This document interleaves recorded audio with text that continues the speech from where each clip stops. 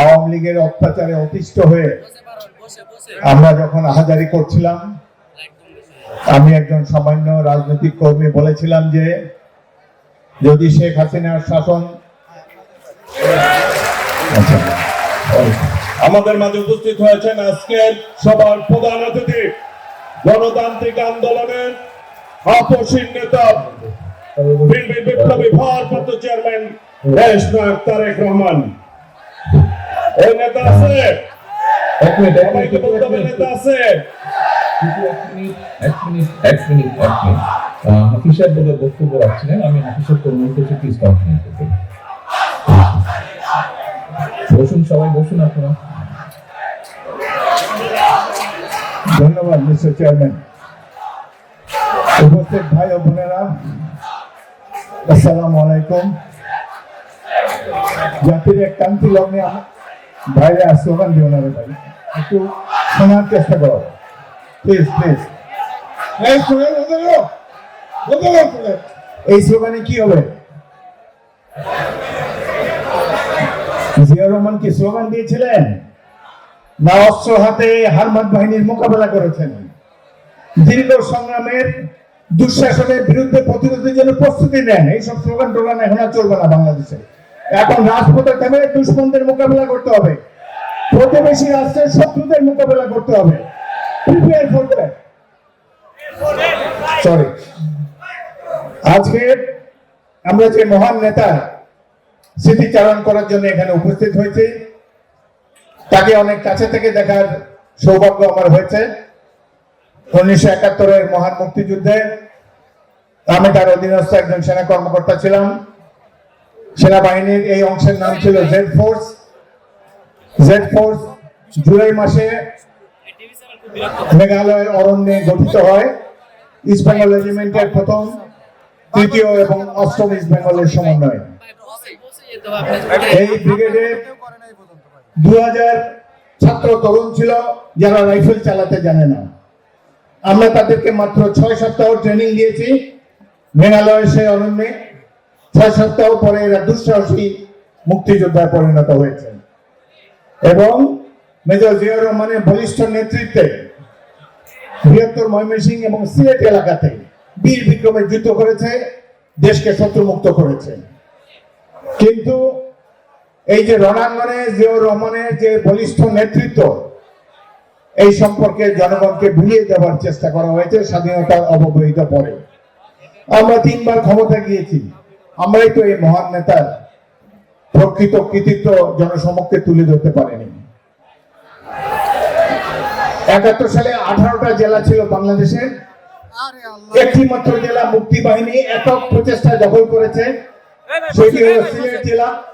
দখল করেছে জেড ফোর্সের অন্তর্ভুক্ত প্রথম ইস্ট বেঙ্গল জিয়াউর রহমানের নেতৃত্বে। এটি আমি পরবর্তীকালে লক্ষ্য করেছি সিলেটের লোকই জানে না, সিলেটের যারা বিএনপি করে তারাও জানে না। আমরা এইসব কথা তুলে ধরতে পারিনি। সিলেটের বিভিন্ন রণাঙ্গনে যে বীরত্বের সাথে যুদ্ধ করেছেন জিয়াউর রহমান, এই সম্পর্কে সিলেটবাসীও জানে না, ইতিহাসে তার স্বীকৃতি নাই। আমরাও এটি প্রচার প্রচারণার জন্য সঠিক ভূমিকা গ্রহণ করতে পারিনি। একটি উদাহরণ দেই, 28শে নভেম্বর তারিখে জকিগঞ্জের গৌরীপুরে আমরা রক্ষণ মহল স্থাপন করেছি। রাতে খুব সকালে পাক বাহিনীর 31 পাঞ্জাব রেজিমেন্ট আমাদের উপর আক্রমণ চালায়। যুদ্ধের কয়েক ঘন্টার মধ্যেই, প্রথম 2-3 ঘন্টার মধ্যেই 31 পাঞ্জাবের 80 জন নিহত হয়, তাদের কমান্ডার মেজর সরওয়ার নিহত হয়। আমরা তাদের 30 জনকে জীবিত অবস্থায় বন্দী করি। যুদ্ধ শুরুর 1 ঘন্টা পরে আমি বাঁদিকের একটি ট্রেঞ্চে অবস্থান করছিলাম, আমার সেনা দলের নেতৃত্ব দিচ্ছিলাম। পিছনে তাকিয়ে দেখি আমাদের brigade commander major Ziaur Rahman এখানে এসেছেন। আমি অবাক হয়ে গেলাম, তাকে জিজ্ঞাসা করলাম, স্যার এই গোলাগুলির মধ্যে আপনি কেন এসেছেন? তিনি বলেন, আমার সৈনিকেরা জীবন মৃত্যুর সন্নিক্ষণে, আমি তো পিছনে বসে দর্শকের ভূমিকায় থাকতে পারি না, আমি তোমাদের সাথে যোগ দেওয়ার জন্য এসেছি। এই তো হলো প্রকৃত কমান্ডার। যুদ্ধে আপনারা জানেন যে বেতার সেটের মাধ্যমে যুদ্ধ পরিচালনা করা হয়। শত্রু আক্রমণ করে তার কাছেও বেতার সেট আছে, তাদেরও গোলন্দাজ বাহিনী আছে। আমাদের সাথেও বেতার সেট ছিল, বেতার যন্ত্র ছিল। 2-3 মাইল পিছনে আমাদেরও গোলন্দাজ বাহিনী ছিল।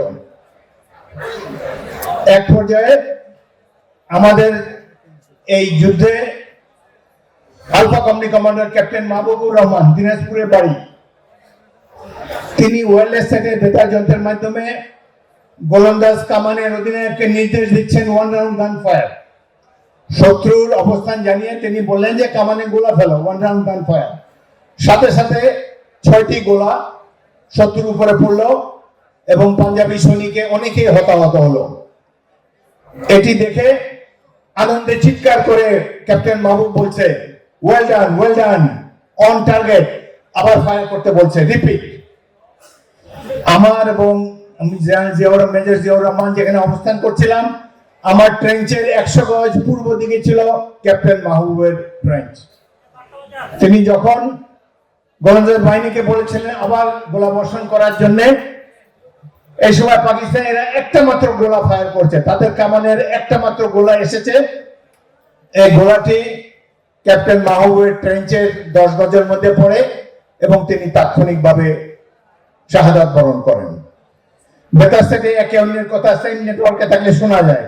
আমিও শুনছি, মাহবুব আমার খুব প্রিয় বন্ধু ছিল। হঠাৎ দেখি মাহবুবের বেতার যন্ত্র বন্ধ। আর্টিলারি অফিসার বারবার জিজ্ঞেস করছে, রিপোর্ট, অর্থাৎ এই যে গোলা ফেললাম তার ফলাফল কি? কিন্তু মাহবুবের তরফ থেকে কোনো সাড়া শব্দ নেই। তিনি ইতিমধ্যেই সব হিসাব কিতাবের ঊর্ধ্বে চলে গিয়েছেন। এই কাহিনী বলার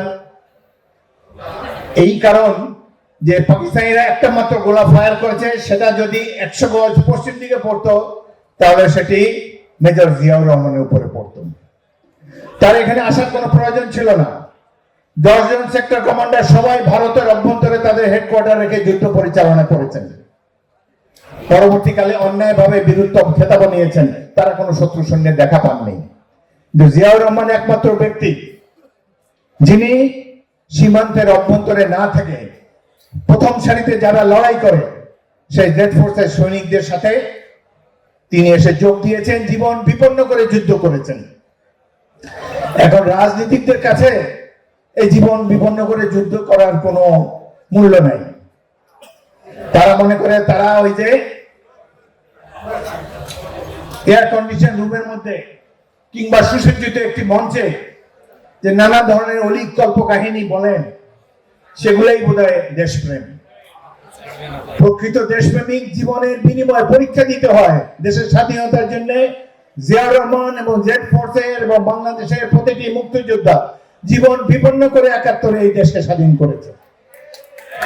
যখন রাজনীতিবিদরা কোনো দিক নির্দেশনা দিতে পারেন নাই, তারা নিজেরাই দেশবাসীকে অরক্ষিত রেখে পাশের দেশে পালিয়ে গিয়েছেন। সেই সময় মাঠে নেমেছে ইস্ট বেঙ্গল রেজিমেন্টের সাহসী সৈনিকেরা মেজর জিয়াউর রহমানের নেতৃত্বে। তিনি বাইরে একটু দাও, হোল্ড ইউর টাং প্লিজ।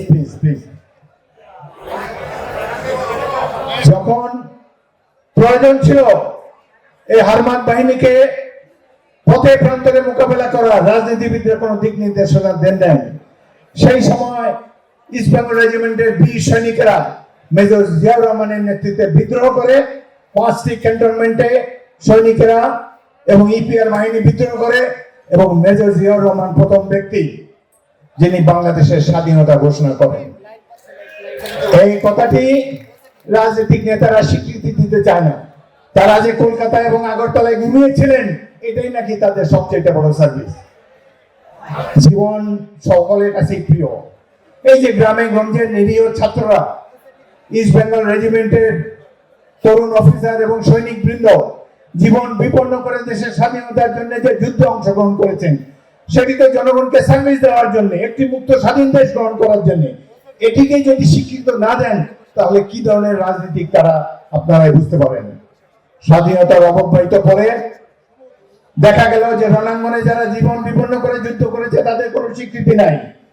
এবং এই তৎকালীন আওয়ামী লীগ সরকারের প্রথম টার্গেট হলো যিনি স্বাধীনতা ঘোষণা করেছেন মেজর জিয়াউর রহমান। তাকে সুপারসিড করা হলো একজন জুনিয়র সেনা কর্মকর্তার অধীনে তাকে সেনাবাহিনীর উপপ্রধান রূপে নিয়োগ দেওয়া হলো। আমরা অনেকে ভেবেছিলাম যেদিন চাকরি ছেড়ে চলে যাবেন, জুনিয়র আন্ডারে চাকরি করা অত্যন্ত কঠিন যে কোনো প্রফেশনে। কর্নেল আকবর হোসেন তৃতীয় ইস্ট বেঙ্গলের একজন সেনা কর্মকর্তা ছিলেন, পরবর্তীকালে রাজনীতিতে এসে বিএনপি সরকারের মন্ত্রীও ছিলেন। তিনি স্বাধীনতার অব্যবহিত পরে 72 সালে আর্মি থেকে রিজাইন করলেন এবং তিনি মাঝে মাঝে এসে আমি 72 এবং আমি 73 এবং 74 এই 2 বছরের 1.5 বছরই আমি তৎকালীন মেজর জেনারেল জিয়াউর রহমান সেনাবাহিনীর উপপ্রধান তার একান্ত সচিব ছিলাম। কর্নেল আকবর দেখি 2 দিন পরে পরে আসে আর জেনারেল জিয়াকে বলে, স্যার এখান থেকে রিজাইন দিয়ে দেন, আসেন আমরা রাজনীতি করি। উনি ইউপিপিতে জয়েন করেছেন, সেখানকার ভাইস প্রেসিডেন্ট।